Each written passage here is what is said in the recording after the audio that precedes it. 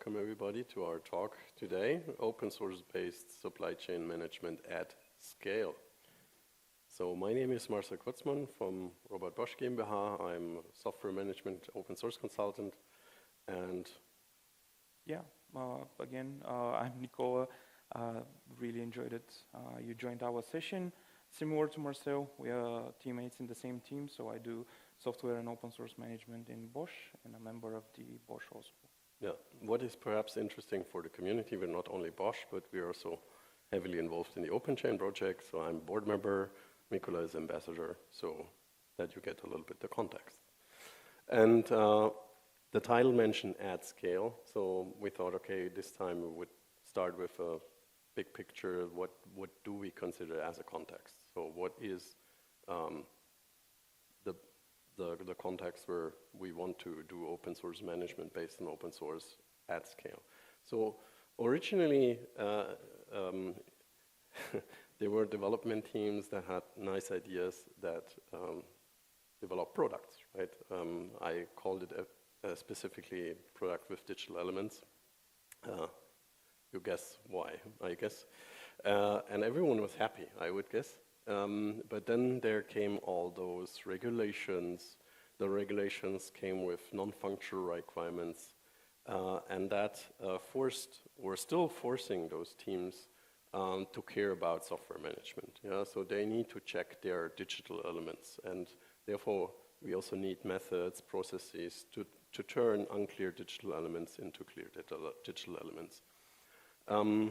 And what is now important for the overall picture, the context, is the ones who define those non-functional requirements, typically regulators, officers, quality managers, that have also their context, they're really knowledgeable in their area, but typically, as we observe, do not talk the same language than the development team. So there's a big gap in between them, and we need to bridge that gap, and we need to translate sometimes those non-functional requirements to the teams. So that's one point. The other point is that typically those officers, especially in big organizations, they do not only want to know everything about one project, but also about everything that happens in the company. And therefore we came up with this third role that was not there earlier, that is those representatives. So you might all have that in your organizations, so security officers, quality manager, partners, cybersecurity partners. And why is this relevant? Because here the needs of the upper right parts, they at the end, they only want to have a dashboard where everything is green, right? And then they're happy. The development teams, they're happy if they can script everything away or work around. So typically we want to avoid that workaround. So ideally then they can automate it and keep the coders coding. We had started this as a community I think we are now at least in the 10th year that we do this in the context of OpenChain. Started this with copyright licenses, the ISO 5230. Then came to cybersecurity vulnerabilities. I think everyone knows today about that, ISO 18974, and as it is called, the regulation tsunami started a few months ago, so we need to expect also others with AI, etc., etc. And what we observed is that, well, tooling, automation is cool. Also, those dashboards are good, but at the end, you also need more than just tools. So you need metadata, also you need trainings, you need knowledge, so subject matter knowledge, technical knowledge. You need teams that develop and maintain and operate things, and partially also do manual support. And this is as the OpenChain touring group, we then came up with this capability map, so that we said, okay, we started with a tool map and then finally ended up in a capability map because it's potentially not always a tool that we talk about. And coming back to the context, so at scale, what does that mean? So you have all those three different levels, and each of those stakeholders have different needs. The thing is, and I guess if I look into the room, each of us has different contexts. So either we operate in different markets, we are operating in different countries, we have different risk appetites, we have different software technologies, you name it. I just listed some of those boxes here. And at scale is then very, very complex, right? Because you cannot have one thing that fits all. And this is why we came up then with another idea and discussed it, okay, we should then not collaborate heavily on the solutions, but in this case, we should start also collaborating on the problems. So collecting use cases, and then when we match each other and say, okay, we have the same problem space, let's work together, let's collaborate on the solutions, or ideally there is already a solution out there of someone, and we can just reuse. Often we just didn't know about each other, and there was this matchmaking not done. And therefore also as our first call to action, so we would love in the project also to have your problems, your use cases, so that we can also add them to our project and check how we can do the further matchmaking. And how we did this is, because that is then also challenging, well, how can we know, or how can I search then if I know someone or if someone else has the same use case? And so the idea came up, for at least for the presentation, I thought when I looked at my browser that I didn't use at that time, okay, there is another online shopping history where I thought, yeah, that is perhaps not bad, because also for online shopping, you also need to first check, okay, are you a man, woman, kid, whatever, then filter until you know, okay, now I have exactly the same point where I said, okay, and here for this, I need a solution. So here I need socks or underwear or whatever. And now if you can transfer this picture to what I just said on the big picture, that is so the initial idea where we say, okay, if we have a system where we can match each other and say, okay, I am in the cloud sector, working for financial, in Java, Maven, whatever, et cetera, you name it, you can come down, and then ideally you find already there use cases that are interesting for you. The whole setup is then exactly split in those 3 levels that I showed, but you see 4 levels. So here we have the highest level added, as we are the OpenChain community. We also care about the full supply chain. So it's very small, so you see it later a little bit bigger. So we said, okay, ideally we have also a level where we talk about what happens along the supply chain, because some of the discussions need to be done on a that you cannot solve on your own, but that you need to solve as a full supply chain. So here we would have the supply chain level below than the portfolio level, where you can then just take one link out of this supply chain. If you take an organization, that organization might have several products in their portfolio, and then you can go one level down, say, okay, let's take one of those products out of the portfolio and look at that. And latest, the lowest level, then, okay, now let's look in this product that might have several deliverables, components, you name it, and then look at the component level. Each of those levels, once you know, okay, are you more on the upper right side or on the lower left side, has this standard structure where we see, okay, there's a problem space where we collect the use cases. Then we try to have some common wording architecture that, well, we need some common semantics about what is, like in the closest case, okay, a jumper, pants, socks, etc. And then finally, then also the documentation about existing blueprints. And how did that look like? So, we standardized, we just used the use case description format. As a product owner or product responsible, I want to have a blueprint for software component lifecycle, so that whatever you want. And there, this would be found in the product software management or product or service level. because, well, I'm a product owner or product responsible. And then you can find then there, if you want, already one blueprint. So it's still very basic, so therefore also we need to get more contributors.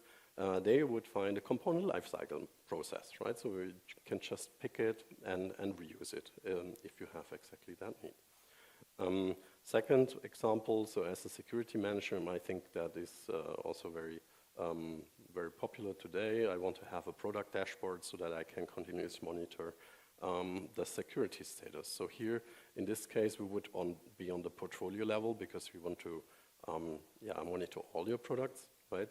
So such a use case we would find on the portfolio level. And here we would see then already some proposed blueprints like with OWASP dependency track, but also now we have those features in the ORT server.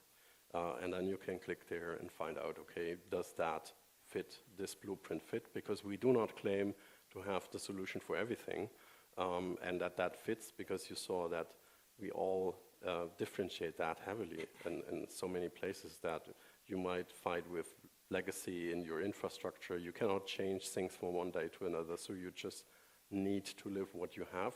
But nevertheless, we share the same problem space, so nevertheless we could then also exchange how did we do it, how can you do it, etc. So, and that is what I think is the strength of our community. And with that, I would hand over to Nikola to go into deeper with one specific use case. Okay, yeah.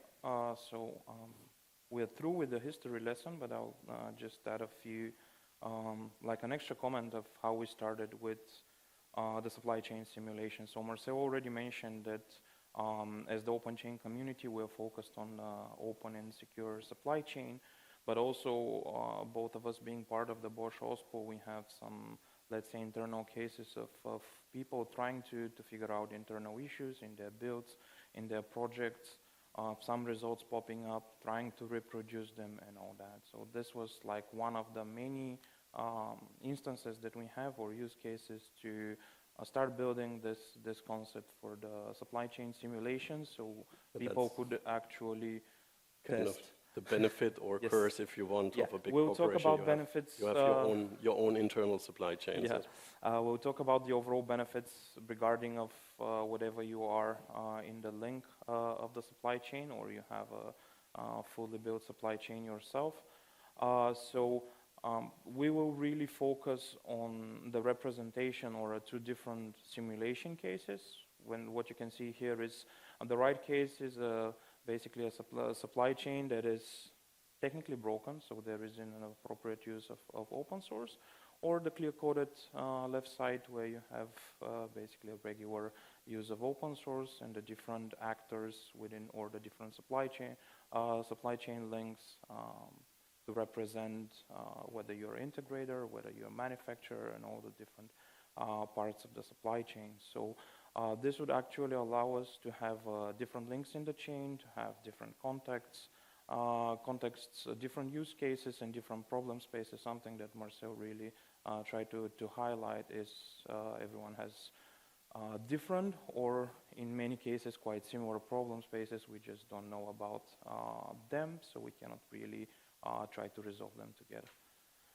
And from here, the benefits that we already mentioned, there are a lot of different benefits that we try to highlight for why we have this supply chain simulation available and the tools that are part of the simulation itself.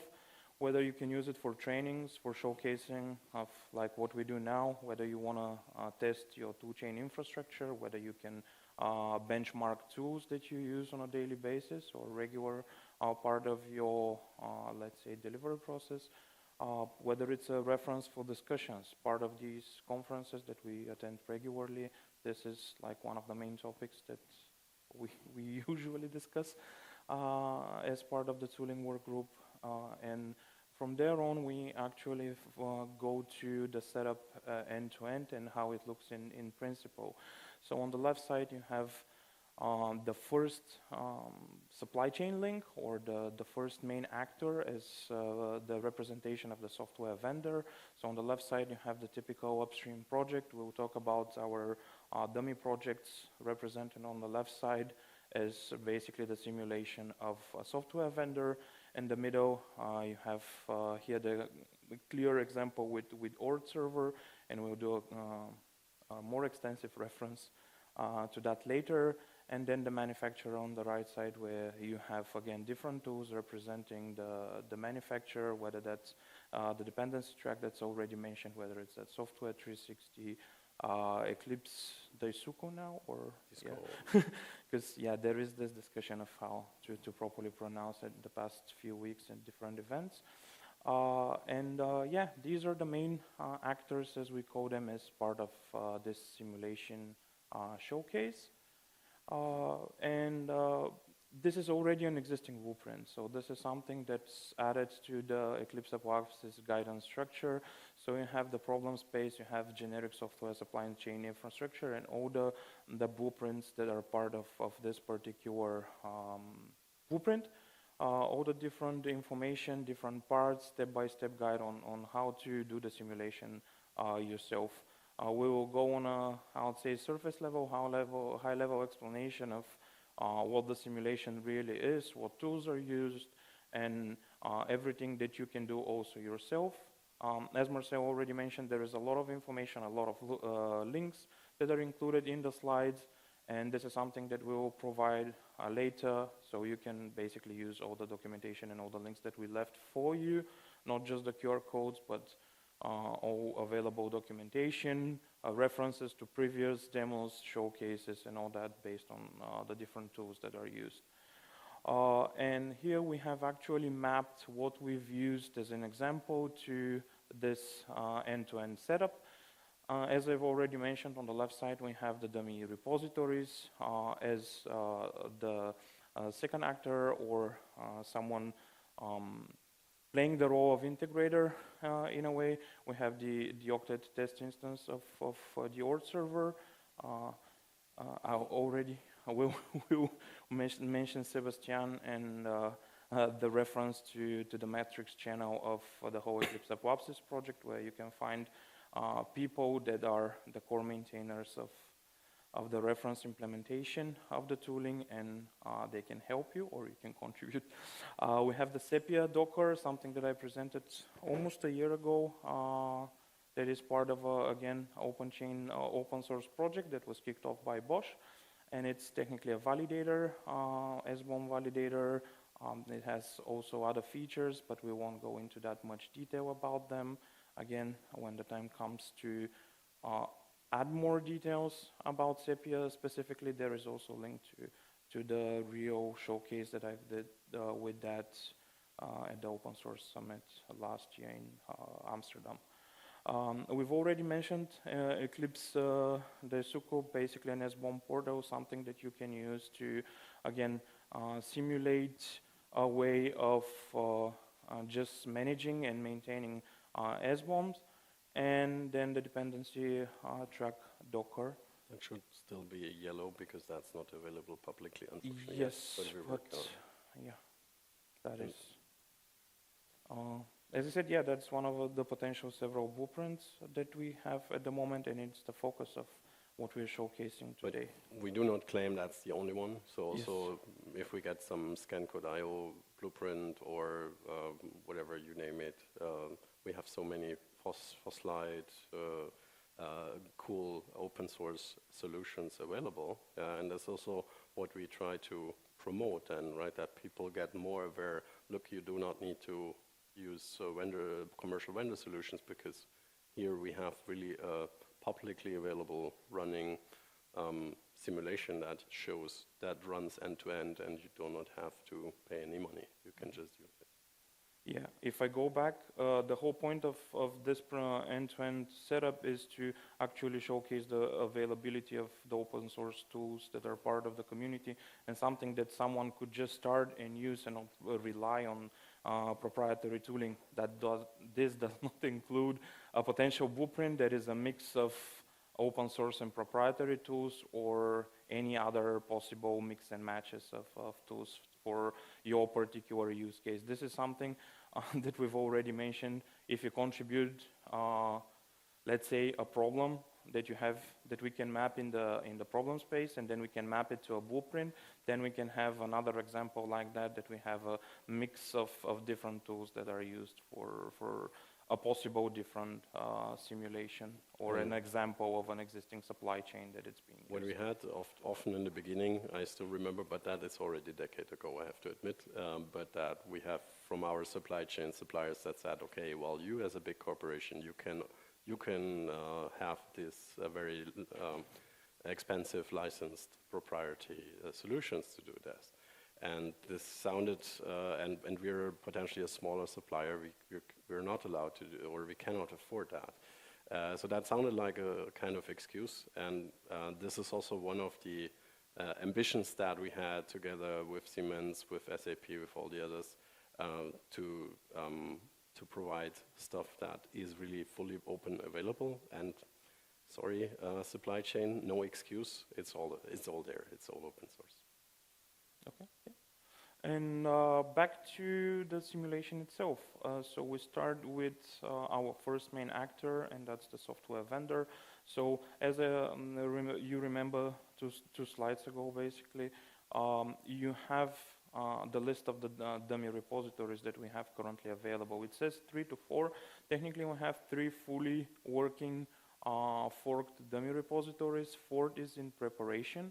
So there is this scenario that we use them, as I even mentioned when I started, it's whether to reproduce issues that we have internally or just testing them, ingesting vulnerability, all of these different benefits that we mentioned. You can basically use the dummies, and Marcel and I actually had a presentation at the previous OCX, as far as I remember, that we did the kickoff presentation of the dummies as a whole, and what we had as a list of prepared dummies at the time. That list is slowly but surely getting larger, so we're trying to communicate with people to contribute examples for projects that we can use as dummies.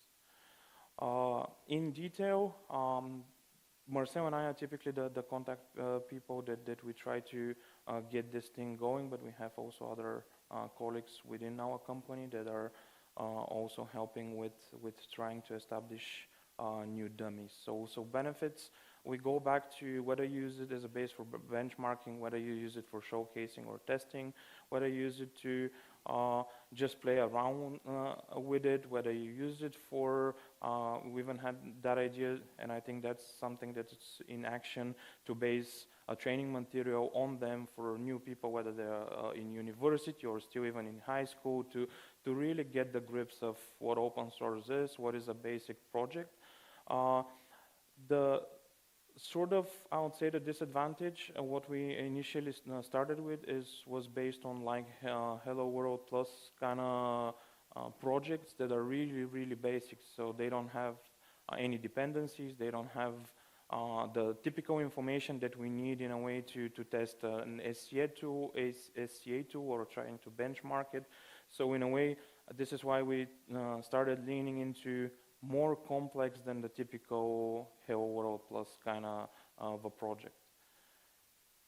And the overall benefit, it's not just for tool vendors, it's not just for regular users, it's also for the expert community. So you can see all the different benefits that we've already mentioned a lot, but whether it's benchmarking, whether it's testing irregular behavior, whether it's reproducing issues, there are a lot of benefits that we've mapped out here, and I won't go into that much detail about them, specifically about the history of how we started. First, we forked the Go repository, then the second one that we added to the list was a Java Maven project, and then a JavaScript. You can see an extract from the usage of I would say, the most common languages, and basically JavaScript, Java were, let's say, on the top of the list.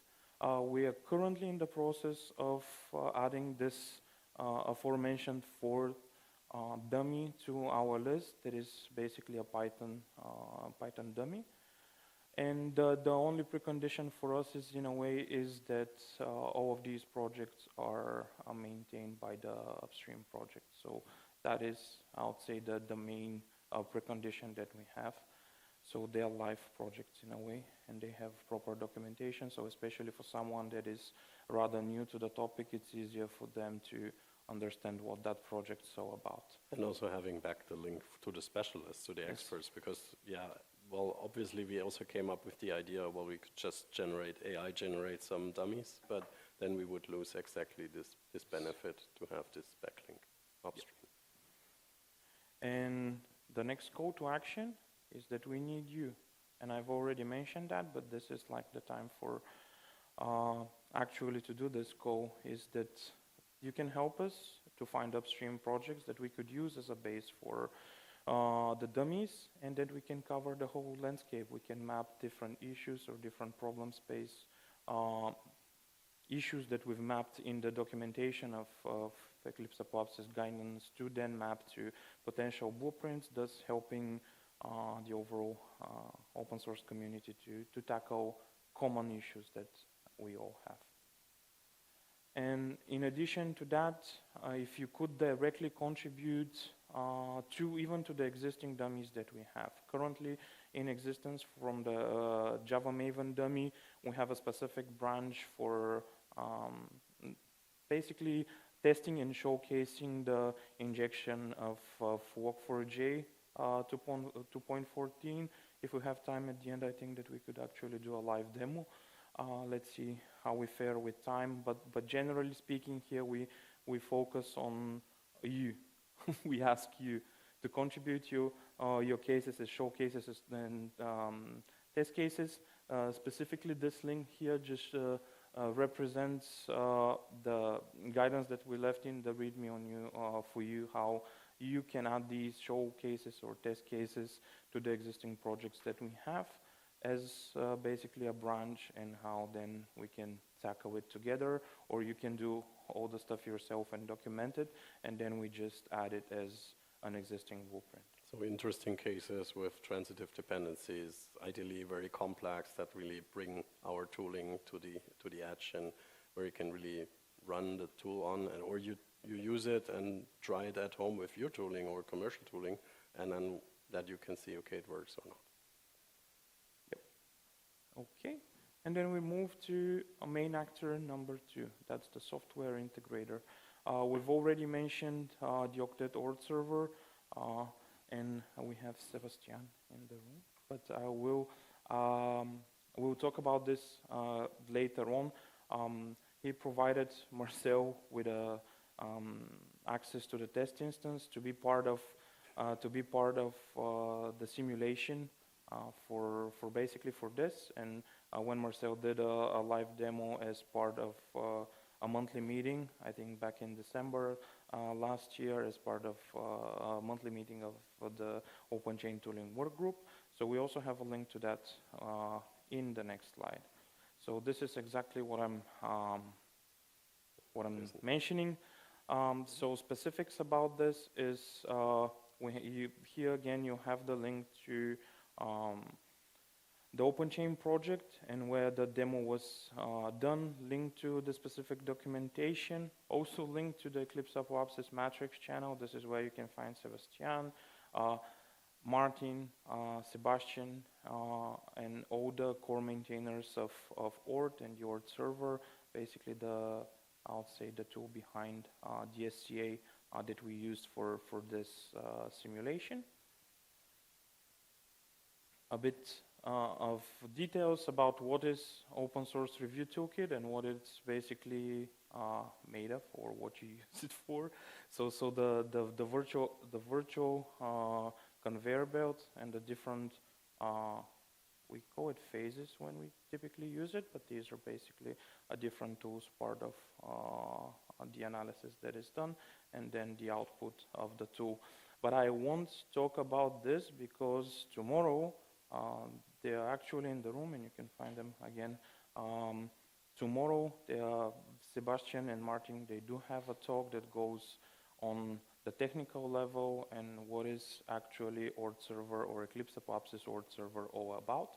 So I'll urge you to join their talk tomorrow, and if you're interested in the technical bits of Eclipse Apopsys ORT Server, please join their talk tomorrow. And the last main actor of the supply chain, this is the manufacturer. So dependency track or Eclipse Daisuko could be used basically to simulate the manufacturer. You being the OEM, you being someone that is maintaining the information that is produced or the reports that are produced by your SCA tooling. We go again into a bit of detail about later about this.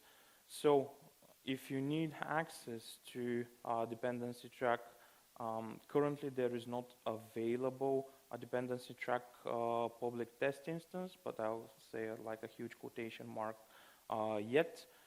You can use a Docker setup for that, or as I've already mentioned, Eclipse Disco as an SBOM portal to basically manage the generated or produced SBOM by your SCA tooling. Link to how to use the tool and what to do with it is there in the details, direct YouTube link for that. A few words about Sepia.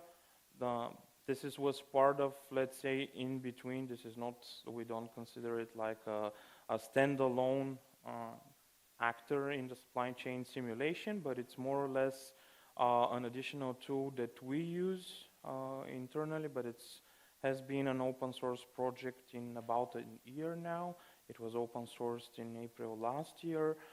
Again, in the details, you'll find a link for the deep dive or the detailed showcasing that we did about this last year and what Sepia is actually about. Just a few things from currently available features. You can edit SBOMs. The main validation is done based on predefined schema that you have. It works with CycloneDX, it works with SPDX, and you generally choose what schema to use, and then you validate against it. If you have invalid results, you can directly edit them and then revalidate again to make sure that the end result or the end SBOM is valid against what data you need to be present. You can also merge multiple SBOMs, and currently the team are working on conversion between the different formats. Again, if you need more details, contact me or Rakesh, who is the team lead of the development of that tooling. I mentioned earlier there is a full demo that Marcel did in December of last year of the full visual representation and the full use of tools that are part of the whole supply chain simulation. So we won't go into that direction based on the time that we have, because that has to be typically its own thing with the different tools and explaining what to do and how to use them. So if you're interested, again, link will be part of the slides when they we share them later, and you can actually check the recording. Or just contact us, or hear colleagues from Double Open, or hear from About Code, or Thomas, or Helio. So just look left and right. Perhaps you will find some people that can help you, but worst case, we can do the matchmaking, or you just contact me. You're welcome. Yeah. And the next part is for you. Yes. Talk a bit about the tooling work group. Yeah, so the tooling work group is so there I'm happy that also some colleagues are in the room. As we said, we already there for now. We're in the 10th year, so we'll have a party soon. That's point number one. Point number two, before you leave the room, I would really invite you to our next first Wednesday session. So we meet twice a month, every first and third Wednesday. The first Wednesday in the European morning, that we also have our Asian colleagues have from Japan and China, India, etc. have the chance to easily access. And the third Wednesday is then in the European afternoon, where we also have then colleagues from the East Coast, so that that's not too early for them. That's point number one. You see also on the upper left, this is exactly what we started years ago with as a vision. Yeah, we're building an open source compliance management toolchain ecosystem with open source tools as an open source project. Yeah, and the last bullet point, and I would say, okay, mission completed so far. Provide reference turnkey toolchains that can be used without fees by anybody, and that was exactly now the idea here, and please reach out to us. So if you want to try that at home, we will make that happen. Then in the next Monday session, 6th of May, that is very interesting because now obviously we had to just cut out one of the blueprints, and that's very, very important for me. So there are other blueprints, and we also learned the hard way. There's no silver bullet that matches all. So also I would also invite you not only to the talk from Sebastian and Martin about the ORT server, but the session before. Helio and Thomas will also provide a blueprint, more or less, that also focuses, as far as I read, also on the huge benefit, in my point of view, to have this all configuration as code, because that is also what you typically do not find in commercial tools. And why I say this is this session on the first Wednesday of May is where we have Felix Reichmann from the Ruhr Uni Bochum, who with his team made scientific research on open source tools and developed a method, a model, how what needs to be compared, how can it be compared, and that's also at scale, so that this is not a one-time thing, but then you can do it again and again. So, and that is, I think, a real cool thing. First of all, you will see there's not only one open, publicly available tool, but there are several, and there's even research work. It's a kind of a preview because they're still in the process of publishing it, and also they, as far as I understood Felix, so I hope I don't say something wrong, that also this Docker setup, everything for the testing will also be open source, that we can also use it as a community later. And with that, our summary, yeah, so I more or less said it, if I will. You can try all of this at home. If you have any issues or you want to check it out first, please join us in the group on the mailing list, in Slack, in Matrix. We share the slide deck later. We have all the QR codes, and yeah, I think we're a very open community. Also, if you do not dare to share your solution because you think that might not be the right one, or you're unsure, it's always the right one because you made it for you. It's just a question, and if it works for you, but may it work also for someone else, and therefore it's important that you make it public and just provide your blueprint so that other people can see it. And here you see on our website, osscompliancetooling.org, we have also a tool list, not a blueprint collection, but here we have the tool list of open source tools where we try also to keep them up to date, what is also a little bit challenging. Also with the dates, I think we got the feedback that we need to update the main page for that. But that's one point, and you could ask, so why didn't you put then all these blueprints also there? That is very easy because here, as you can read, this is only open source, so we do not want to have any commercial tooling here. In Apoapsis, you would also be welcome to provide blueprints with publicly, with commercial. I rarely use commercial tooling as a word. Also setups, because we're also aware that there are specific needs where you need that or you have constraints, and also I think we're very well interacting and collaborating also with commercial vendors. And with that, thank you very much, and I think we have room for 3 questions minutes maybe, or additions from our experts in the room. Do we have a microphone, or we just repeat the question, I guess? Got a mic here for There, yes. there? Is it working? So one hand. So we probably have just a couple of minutes. We have a hard stop. Yes. Hi, thanks for the presentation. I have two questions. How is it decided to that a blueprint that was contributed is going to be public available? I assume it's curated somehow, right? The blueprint is just a playground, if you want, because we wanted you to get a feeling how it works and to prove it's available.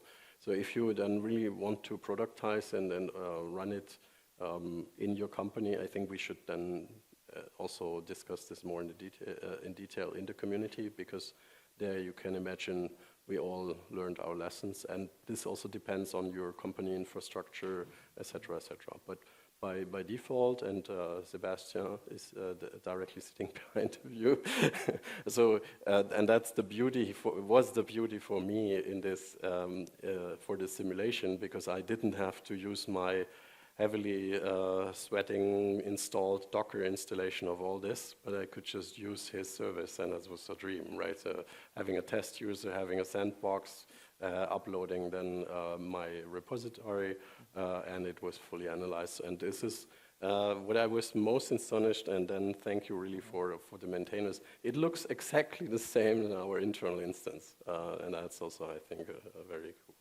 If you're asking for the format of the blueprint itself, I think it follows like a pretty common logic, or sort of a bit of a self-explanatory way of how you will describe your way of resolving a certain issue that's already documented.